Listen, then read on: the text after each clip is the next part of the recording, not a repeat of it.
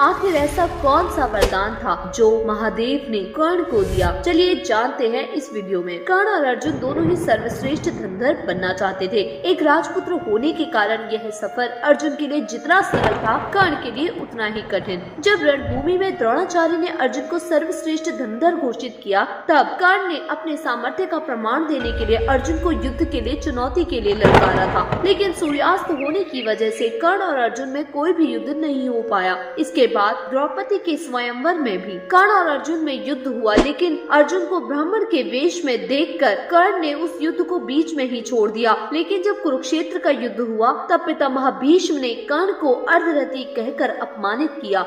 इसलिए जब तक भीष्म युद्ध क्षेत्र में थे, तब तक कर्ण ने युद्ध नहीं किया। भीष्म की मृत्यु के पश्चात ही कर्ण युद्ध क्षेत्र में उतरे थे। लेकिन युद्ध के 17वें दिन ही अर्जुन के साथ कर्ण का द्वंद्व युद्ध हुआ। यह महाभारत का सबसे भयानक युद्ध था। इस युद्ध को देखने के लिए देवता भी स्वर्ग से आ गए थे। देवताओं में से किसी ने अर्जुन का पक्ष लिया था तो किसी ने कर्ण का। इस युद्ध के दौरान ही महादेव ने कर्ण को एक ऐसा वरदान दिया था जिसके बारे में ज्यादातर लोग नहीं जानते। युद्ध क्षेत्र में कर्ण और अर्जुन में से किसकी जीत होगी, यह सवाल सबके मन में था। कर्ण और अर्जुन दोनों ही सर्वश्रेष्ठ धनुर्धर थे। दोनों ही एक समान पराक्रमी थे। दोनों में से किसी एक का पक्ष लेना कठिन था। देवता, दानव, गंधर्व, पिशाच, नाग, राक्षस, इनमें से किसी ने कर्ण का पक्ष लिया तो किसी ने अर्जुन का।